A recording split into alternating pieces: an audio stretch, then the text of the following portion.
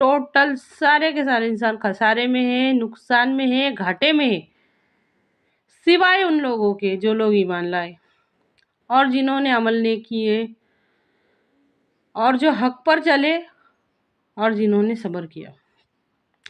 اس کے علاوہ جتنے بھی ہیں سارے کے سارے نقصان میں ہیں، خسارے میں ہیں، گھاٹے میں ہیں۔ سورہ عصر کی تفسیر میں ہم نے یہ دیکھے تھے۔ اللہ کے واسطے غور کرو اس بات میں۔ قسم ہے اس ذات کی جس کے قبضے میں میری جان ہے، قسم ہے اس ذات کی جس کے قبضے میں ہمارے سب کی جان ہے۔ اللہ کی شان ایسی نہیں ہے کہ وہ جھوٹ بولے۔ ہمارے رب کی، ہمارے خالق کی، ہمارے مالک کی یہ شان نہیں ہے کہ وہ جھوٹ بولے۔ پھر اس کا مطلب یہ ہے کہ ہمارا ایمان کمزور ہے۔ اللہ کے واسطے بات کو سمجھو، ہمارا ایمان کمزور ہے۔ اس قدر ہمارا ایمان کمزور ہے، اس قدر ہمارا ایمان کمزور ہے کہ ہم نے آج تک کبھی بھی یہ سوچنے کی کوشش نہیں کرے کہ ان 4 لوگوں کے علاوہ باقی کے سب خسارے میں ہیں، نقصان میں ہیں، گھاٹے میں ہیں۔ یہ ہے نا سورہ عصر کی تفسیر میں اور ترجمے میں، یہ ہے نا۔ اللہ کے واسطے بات کو سمجھو۔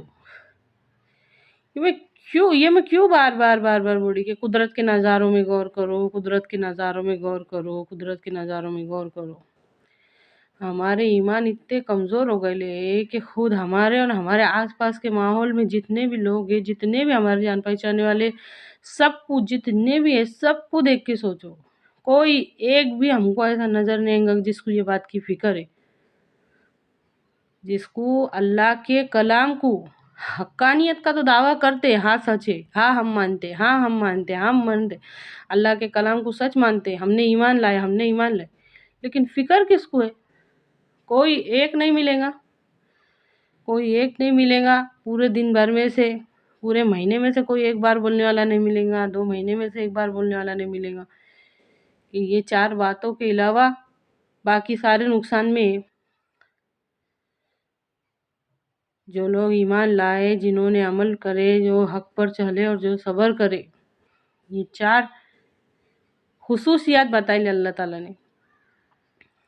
قسم ہے زمانے کی، سارے کے سارے انسان نقصان میں ہیں، خسارے میں ہیں، گھاٹے میں ہیں، اور اس سے بڑا نقصان کیا ہو سکتا؟ کیا ہے کوئی اس سے بڑا نقصان؟ اللہ تعالیٰ نے کلیئر کر دیے، قسم ہے زمانے کی کہ سارے